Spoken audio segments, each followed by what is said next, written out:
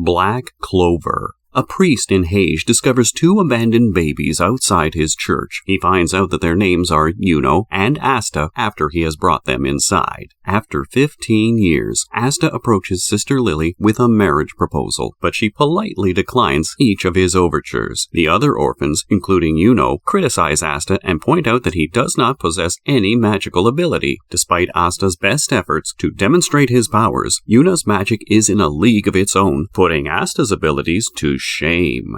Later on, during the ceremony for the acceptance of the grimoire, two nobles make some disparaging remarks to the commoners who are in attendance. In spite of the fact that Asta has not yet acquired a grimoire in the shape of a four-leaf clover, like Yuno has, Asta challenges Yuno to a competition for the title of Wizard King, but Yuno chooses to ignore Asta's challenge. After the conclusion of the ceremony, the two nobles devise a plan to ambush Yuna outside of the tower, but Yuno is more than capable of defeating them. Revchi Salik, a former magic knight who plans to steal Yuno's grimoire and sell it, then ambushes the three to get what he wants. Salik plans to steal the grimoire and sell it. Asta comes to Yuno's rescue but fails. Revchi does something that breaks Asta's spirit after Yuno identifies Asta as his rival. As a direct consequence of this realization, Asta comes to the decision to proceed with the battle, which ultimately leads to the tower releasing a grimoire. As Asta grabs a large sword that materializes from the grimoire, the shadow of a devil materializes beside him. Revchi notes that it has a 5-leaf clover on it.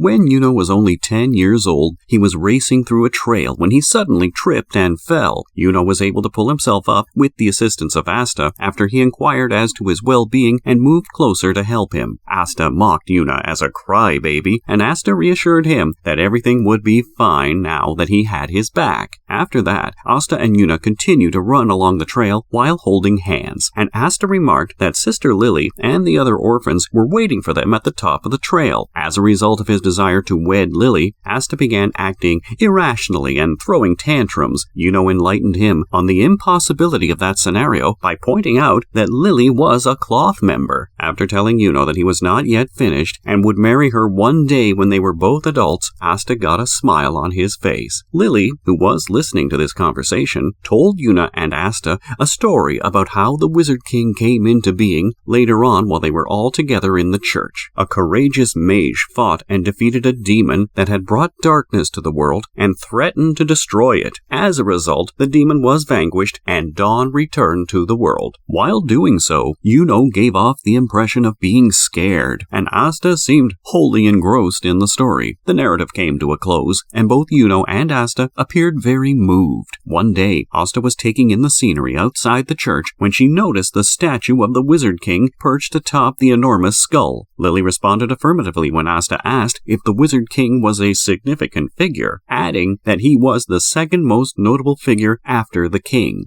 Asta then questioned whether or not the Wizard King was an important person. Asta took a position on top of the fence surrounding the orphanage and announced to the children that he had decided to rule as the Wizard King one day. Asta began to list why he wanted to be the Wizard King, and Lily seemed very surprised by his response. After that, Asta asked Lily if she would marry him because he would be the Wizard King, to which she responded that it was an entirely different subject matter. Asta then asked if she would marry him since he would be the Wizard King. The sister continued to deny Asta's requests despite his repeated inquiries. Yuno let out a chuckle in response to this. On the 12th of December, Asta attempted to practice his magic but was unsuccessful. It appeared as though he was irritated by the fact that he could not use his magic just yet. When Lily walked by while lugging a laundry basket, Asta greeted her and informed her that he would assist her with the laundry. In response, Lily thanked Asta for his assistance. After that, he proposed, but she immediately declined and said no. He made another attempt to ask her, but she kept cutting him off and refusing each time. When Yuno arrived, she attempted to quiet baby Nash's cries, and Asta told her not to let her tears fall. Asta stated that silencing the cries of 1 or 2 infants was not difficult for him because he would become the Wizard King. As soon as Asta got a hold of Nash, he started shaking the infant roughly, which made Nash cry even more than he already was. was. Asta appeared to be taken aback by the fact that Lily prevented Nash from crying. Rekka made fun of Asta because he boasted about becoming the Wizard King in the distant future. The orphans were given the task of delivering a letter to another town by Father Orsi. Although Asta offered to help, Orsi decided to work with Yuno instead. Although Asta assured Yuno that he would accompany him, Yuno flatly refused, took the letter, and departed. Yuno was accosted by a drunkard in the town after delivering the letter, and the drunkard stole the boy's necklace from him. Asta observed that Yuno was lagging behind schedule. Yuno tried to fight back with his wind magic, but the drunkard laughed at him and his ineffective magic. Suddenly, Asta ran in and attempted to tackle the man, but he pushed them aside and continued walking away. Despite this, Asta stood up after being struck and insisted he was given the necklace. When the man saw how determined the boy was, covered in blood and bruises, he eventually gave up and threw away the necklace. Yuno expressed his regret for causing Asta to be hurt, but Asta reassured Yuno that he would always have his support. In the present, Revchi Salik is having a panic attack over the grimoire and sword that suddenly appeared, and at the same time, a shadow that looks like a devil appears on the wall behind Asta. The chain magic of Revchi is rendered useless by a swing of the sword. As Asta slams the sword into Revchi, he proclaims that he will become the Wizard King even though he does not have magic, and that his determination to keep fighting is his magic. Revchi is rendered unconscious and then slammed into a wall after being attacked. Asta explains that to strengthen his body, because he did not have magic, he trained it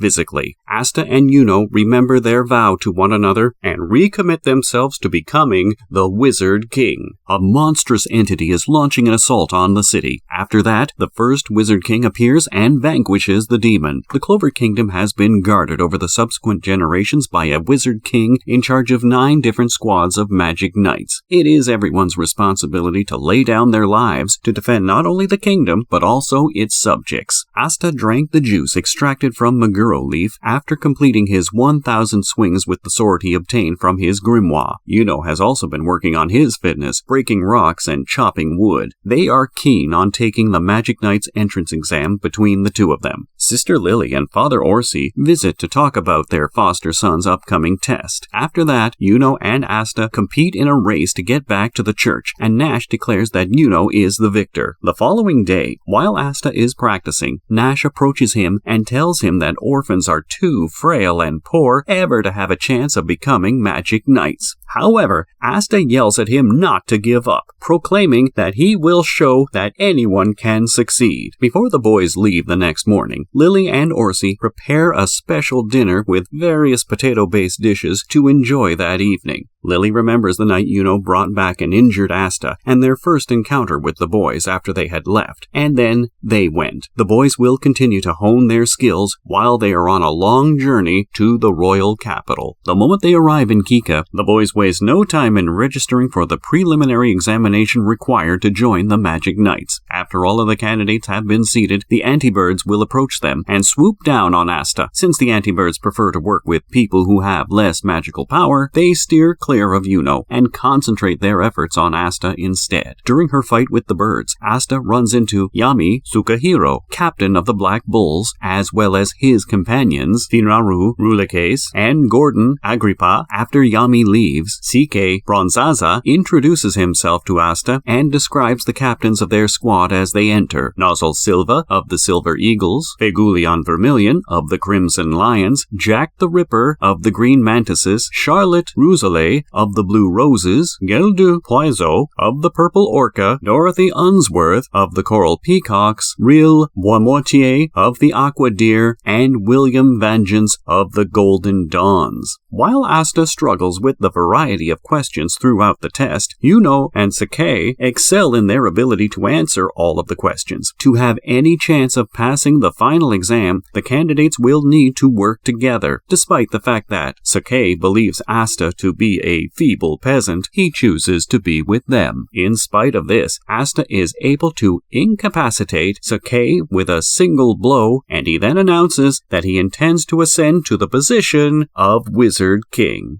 After Asta's victory over Sakebran Zaza and his subsequent declarations that he intends to become the Wizard King, the crowd believes that Asta suffers from a mental illness. This belief came about as a direct result of Asta's intention to become the Wizard King. The remaining competitors face off against one another, and for her round, Yuno will be working alongside Salim Hapsas. Even if Salim casts his most powerful spell, Yuno is still able to dispatch him with ease using his towering tornado. Following the completion of the examination, the squad captains will select members of the competition from among the applicants. Yuno makes the decision to sign up with the Golden Dawn squad after receiving support and encouragement to do so from the group's captains. Asta has not been extended any job offers at this time. Yami Tsukihiro explains to Asta the reason for this, which is that they do not know where he got his power, and he does not have any magical abilities of his own. It doesn't matter how many times he gets knocked down on the path to becoming the Wizard King, Asta assures him that he won't ever give up on his ambition to achieve it.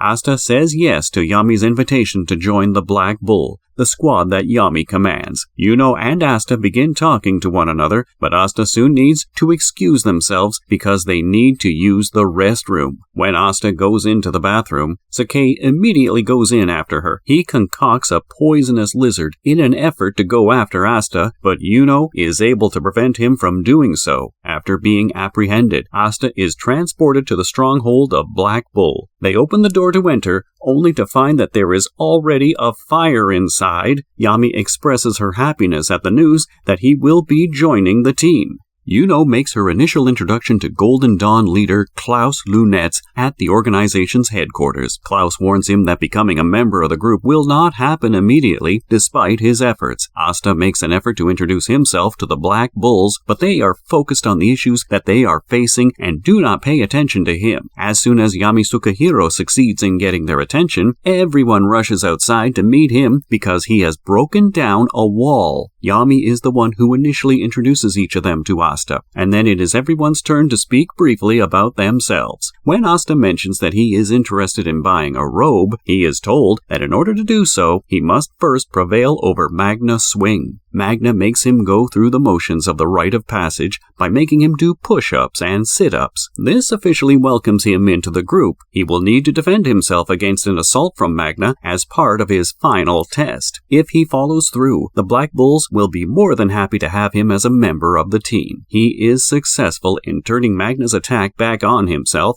and directing it toward him. Magna is moved by Asta's actions and offers his robe to them as a token of his gratitude. While Noelle Silva watches the activities on the ground below, she enjoys herself by sitting on a balcony and laughing at the antics of the other recruits. Thanks for watching. If this series is the most liked in my anime recap production, I will make a part 2. Also, if you haven't yet, please subscribe to help me make more content.